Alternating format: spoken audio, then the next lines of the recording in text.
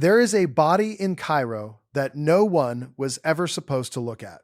For over 3,000 years, it lay wrapped in linen so perfect, so delicate, that even the men who dug it out of the ground refused to touch it. Every other royal mummy Egypt ever recovered was cut open, unwrapped, stripped down to bone. This one was left sealed, not out of respect, out of fear of what unwrapping it would destroy. And when scientists finally found a way to see inside without removing a single thread of cloth, the images that came back did not show a peaceful king resting for eternity.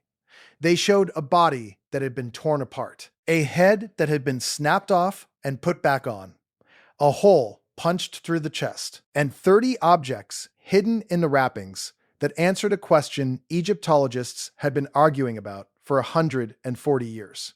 What was inside that mummy was not a corpse. It was a crime scene, and someone, thousands of years ago, had already tried to cover it up. The mummy belongs to a pharaoh named Amenhotep the First. He ruled Egypt around 3,500 years ago, and for most of that time, nobody alive had any idea what his face looked like, because his face had never been seen. He was the one royal mummy in all of Egypt that the modern world agreed to leave shut, and that decision, made out of caution, accidentally preserved one of the strangest untold stories in the ancient world. Because the wrappings everyone was so afraid to disturb were not the original wrappings. Someone had already opened this king once. Someone had already done something to him. And then that same someone had sealed him back up and left a message inside for anyone who ever looked again. We are going to open him, not with knives, with something the ancient Egyptians could never have imagined. And what comes out of those wrappings, layer by layer, is going to rewrite what we thought we knew about how this king died, who disturbed his body, and why a group of people risked everything to put him back together in secret. There are 3 things hidden inside that mummy. The first is visible the moment the scan begins, and it is the face no living person had ever seen. The second took the experts completely by surprise, because it turned a sacred burial into evidence of a violent crime. And the third, the one buried deepest in the linen, is the one that reveals a secret operation that spanned generations and stayed hidden for 3,000 years. One of these discoveries proves that a story historians had told for over a century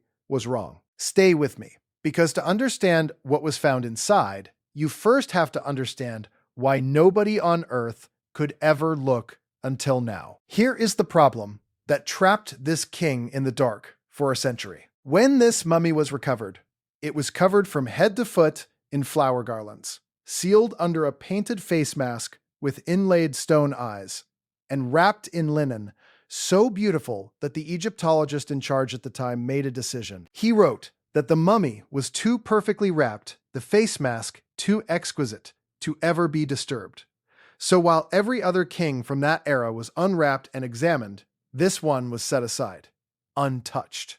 And that is where he stayed. For decades, he sat in a museum, a sealed question no one could answer, because to answer it, you would have to destroy the very thing that made him special. Physical unwrapping had already ruined other mummies. Peeling the linen tears the skin. The bandages crumble. The moment you open one of these bodies, you destroy the very thing you were trying to study.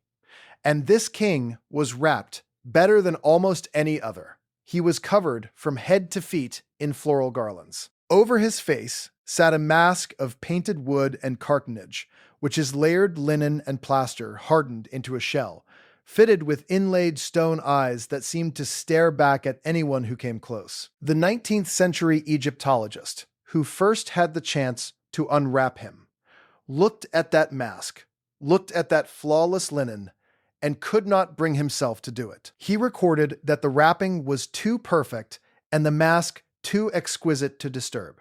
So he left the king sealed. That single decision, made out of reverence for a beautiful object, is the only reason the evidence inside survived intact for us to find.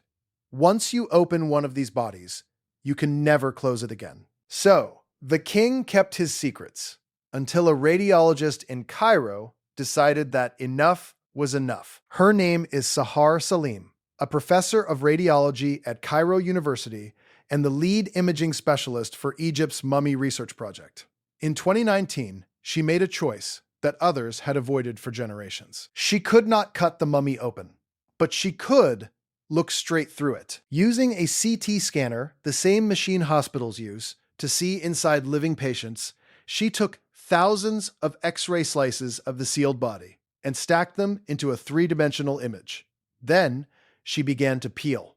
Not the real linen, a digital copy. Layer by layer, on a screen, she removed the face mask, then the bandages, then the wrappings, until the king who had hidden his face for 3,000 years was staring back at her. This is what they call digital unwrapping. And the first thing it revealed was the man himself. Around 35 years old when he died. A narrow chin, a small, narrow nose, curly hair, slightly protruding front teeth. He stood about 5.5 feet tall. And here is a strange human detail. His teeth were in excellent condition, barely worn, almost no decay, which for an ancient Egyptian is close to a miracle. For the first time since the age of the pharaohs, someone was looking at his real face. And that face immediately corrected the record. For nearly a century, scientists had been guessing at this king's age using older, cruder tools. An X-ray study back in 1932 put him somewhere between 40 and 50. Another study in 1967 swung the other way and guessed he was closer to 25. Both were wrong. The CT scan, reading the fine detail of his bones and his barely worn teeth, settled it at around 35. Two earlier generations of scientists had tried to age this king from the outside and missed. It took seeing through him to get it right. And there was more the scan could finally confirm. The way his body had been prepared, the embalmers had removed his organs through a single vertical cut in his left flank, the standard method for a royal of his time. But they had left his brain inside his skull, which was not standard at all. And they had left his heart in his chest, with a protective amulet resting directly over it. Every one of these choices was a belief made physical. The heart stayed because the Egyptians thought you needed it in the afterlife to be judged. The brain, to them, was far less important. These were not random preservation quirks. They were a worldview frozen in a body, readable 3,000 years later on a screen. But the face and the careful embalming were not the real discovery. They were just the door, because as the scan went deeper, past the skin, into the body itself, the peaceful image fell apart. Here is where it gets strange. The body was broken, not decayed, broken. The scan showed that the king's head had been detached from his neck and then reattached. His right arm had come loose from the body and had been bandaged back into place. There was a hole in the wall of his abdomen. His entrails had been removed, which was normal for mummification, but the damage did not match the careful work of the original embalmers. This was not the wear of time. Time does not snap a head off a neck and set it back on. Someone had done this. Someone had taken this sealed, sacred king and pulled him apart. And that is the moment the investigation stopped being about a pharaoh and started being about what happened to him after he was buried. Because the person who broke this body was not from his own time, and the person who repaired it came centuries later. To understand what the scan was really showing, you have to know who got to this mummy first.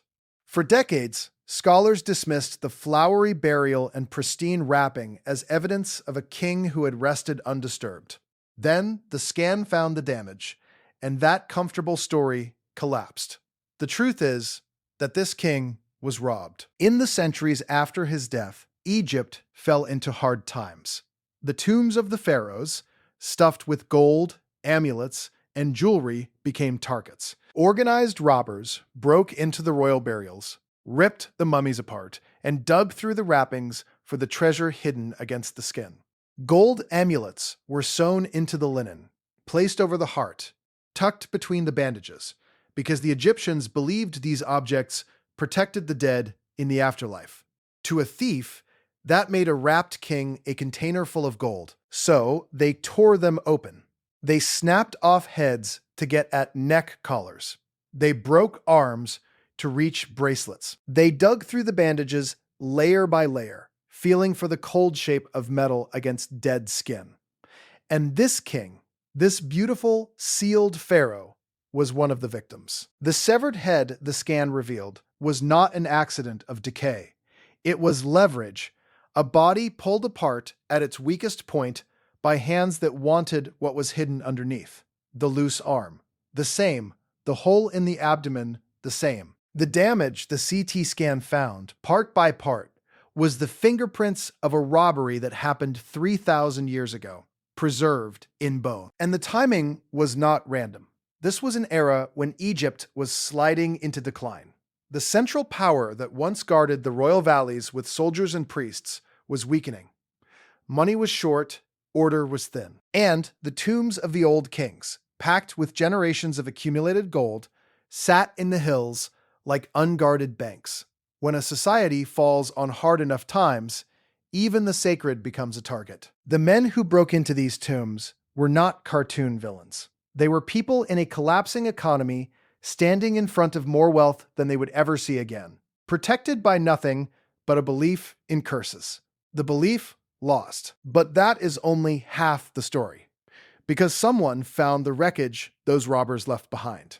And instead of finishing the job, they did something almost no one expected. A group of priests, living generations after the robbery, came upon the ruined mummies of their ancient kings, and they made a decision that changes how we see them. They did not loot, they repaired. The scan proved it. Whoever handled this king's body after the robbery reattached his severed head to his neck. They took his loose arm and carefully rebandaged it to his side. They covered the defect in his abdominal wall. They replaced the bandages that the robbers had torn loose. They embedded fresh, protective amulets into the new wrappings, additions that did not belong to the original burial at all. They rewrapped him in clean linen. They restored the face mask.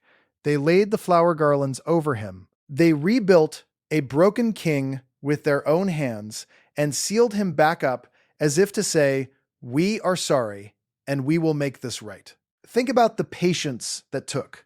This was not a quick job. Reassembling a mummy is delicate, reverent work.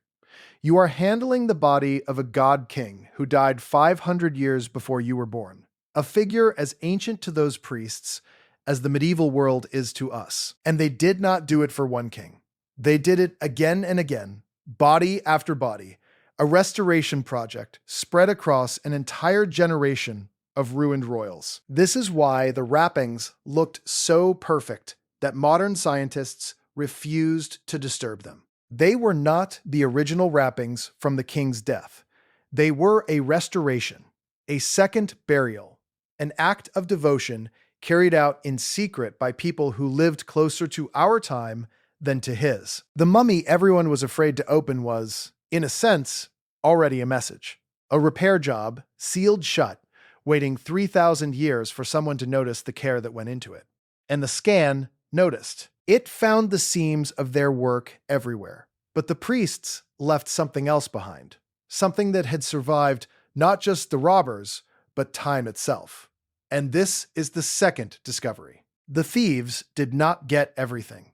When the digital unwrapping reached the layers closest to the body, the scan lit up with bright points of metal and stone, scattered through the linen like buried stars. 30 objects, 30 amulets and pieces of jewelry hidden in the wrappings that had survived the robbery and the reburial, and 3,000 years in the dark. Each one placed with intention, tucked into specific positions across the body to guard specific parts of the king in the next world. And woven around his waist was a girdle, a belt made of dozens of beads, and the density readings in the scan point to those beads being gold.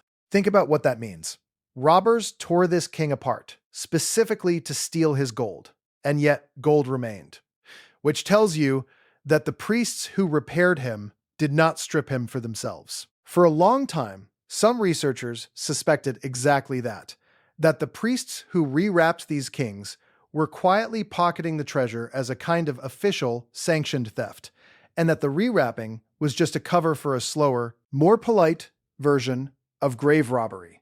But this mummy argues the opposite. The gold was left in place, the amulets were preserved.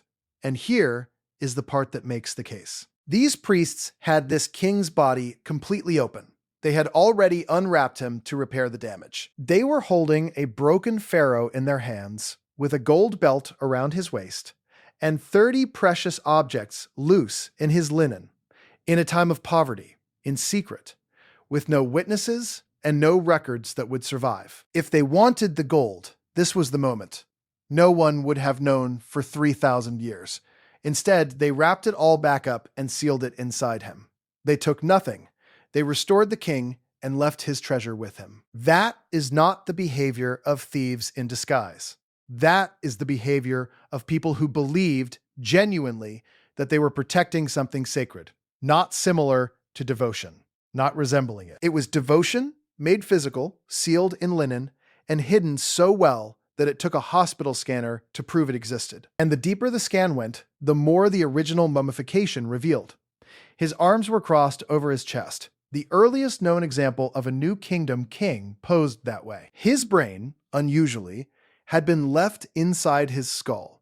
His heart had been left in his chest, with an amulet resting over it. Every choice, a message. Every object, a belief. But there was still one thing the scan had not explained, and it is the thing that turns this from a story about one king into a story about a hidden operation nobody was supposed to find. Because here is the question that had been sitting under this entire investigation. If this king was robbed and then repaired and then resealed, where did that all happen? A robbery is loud. A restoration is delicate work. You cannot rebuild a shattered pharaoh in the open, out where the same robbers might come back and finish what they started. And you certainly cannot do it to dozens of them, one after another, without somewhere safe to hide the work. The priests who ran this operation were not just repairing bodies. They were documenting the moves, leaving records of which king had been reburied and when and by whom, notes that later Egyptologists would use to piece the whole rescue together. This was organized. It was deliberate. It was, in its own way, an archive of the dead. And an archive needs a vault. So the question becomes simple. Where did they hide the kings? And that word, dozens, is the key. Because Amenhotep the First was not found alone. In 1881, near a cliff face on the west bank of the Nile, at a place called Deir el-Bahari, one of the greatest discoveries in the history of archaeology came to light in the most ordinary way imaginable. The story goes that a local man from a family named Abdel Rasul was moving through the rocky hills when one of his goats stumbled and fell down a hidden shaft in the ground. When he climbed down after it, he did not find a well or a cave. He found a tunnel, and that tunnel was packed with kings. Not one mummy, more than 50 royal bodies stacked and stored in a single hidden tomb, cataloged today as TT320. Some of the most famous pharaohs Egypt ever produced were in that shaft. The great warrior kings, the empire builders, names that echo through every history book, all of them hidden together in one secret chamber in the cliffs. The family who found it kept the secret for years. Instead of reporting it, they treated the shaft like a private treasure account, quietly pulling out one precious object at a time and selling it onto the antiquities market in Luxor. Rare papyri, funeral objects, pieces stamped with the names of kings who had been dead for 3,000 years. And that is exactly how they got caught. When objects carrying the names of famous pharaohs started surfacing for sale, the head of Egypt's Antiquities Service grew suspicious and began following the trail backward, from the buyers to the dealers, to the village on the west bank of the Nile. The family was questioned. They were held and pressed hard, and still they denied everything. What finally broke the secret was not the authorities, it was the family itself. A quarrel over how to split the money turned one brother against the others, and in 1881, the location was finally given up. When the Antiquities Service sent its representative into that shaft, he found himself climbing down into a room full of the rulers of the ancient world, stacked in the dark, waiting. Amenhotep the First was one of them. So now the picture snaps into focus. These kings were not found where they were buried. Their original tombs had been broken into, robbed, and ruined. And so, in a time of chaos, a group of priests did something extraordinary. They gathered up the violated bodies of their ancestors, the kings whose original resting places could no longer protect them, and they moved them. They collected the broken pharaohs, repaired the ones they could, rewrapped them, sometimes placed them in the wrong coffins by mistake in the rush, and hid them all together in one secret shaft in the cliffs where the robbers would never think to look. It was a rescue operation, a 3,000-year-old effort to save the dead from being torn apart, carried out in secret by people who knew that if they were caught, the tombs would be emptied. And you can see the desperation in the details. When later researchers examined the cache, they found that some of the mummies were lying in the wrong coffins entirely, kings resting in boxes that belonged to other kings. This was not carelessness. It was a rescue done in a hurry, in the dark, under pressure, where matching every body to its original container was a luxury nobody had time for. The priests grabbed who they could, wrapped who they could, boxed who they could, and moved them. The bandages on most of these bodies had been replaced because the originals had been ripped apart by robbers hunting for the treasure sewn inside. What we are looking at across dozens of kings is a salvage operation frozen in mid-motion. The evidence of the crime and the evidence of the rescue, tangled together in the same wrappings. The perfect, untouchable wrapping on Amenhotep the First was not the work of his own funeral. It was the work of that rescue. And it worked. It worked for 3,000 years. It worked so well that the modern world, staring at the beautiful sealed result, was too afraid to look inside and see the desperate repair underneath. The scan did not just unwrap a king. It exposed an entire hidden chapter of Egyptian history, sealed inside a body no one dared to open. Now, does this prove some grand secret that Egypt tried to bury? Not exactly. And this is where an honest investigation has to slow down. The mainstream reading of all this is not a conspiracy. It is, in a way, more human. The reattached head, the rebandaged arm, the preserved gold, the mass reburial in a hidden shaft. To most Egyptologists, this is not evidence of some forbidden truth being hidden from us.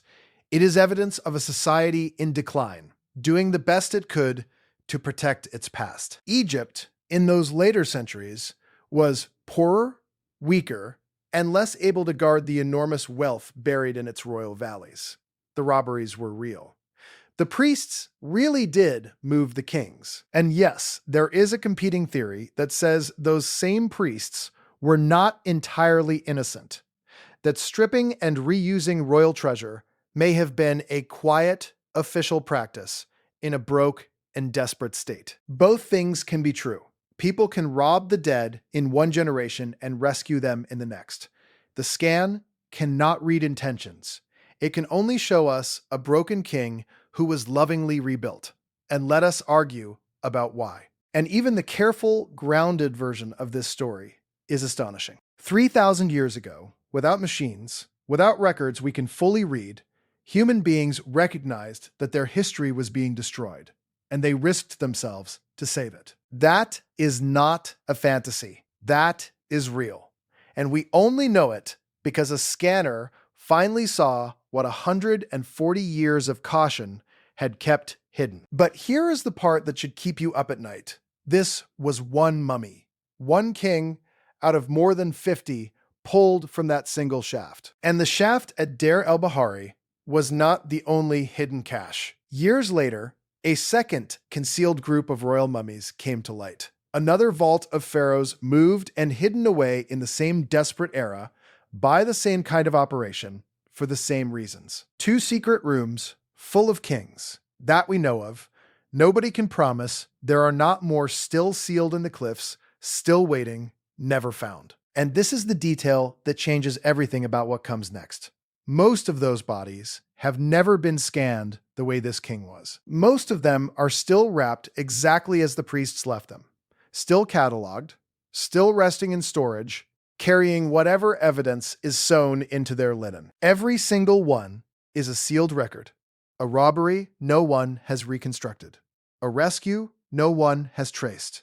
A face no living person has seen. A hidden object no one has counted. We opened one of them, without a knife, without tearing a single thread, and it corrected a scientific record that stood for 90 years, exposed a 3,000-year-old crime, and revealed a secret operation to save the dead. That was one. There are dozens more we have never truly looked inside. And if a single king could hide a broken neck, a fortune in gold left behind by people who could have taken it, and the fingerprints of a rescue mission history almost forgot, then the question is no longer whether the others are hiding something.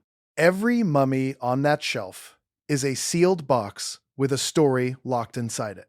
The question is only which one we open next, and what it tells us that we were never supposed to know. And if that's true, it means our history is not finished being written. It's still in there, still wrapped, still waiting in the dark for the next scan, the next scientist brave enough to look through the linen instead of tearing it away. The face of Amenhotep the First was hidden for 3,000 years, and it took us this long to see it.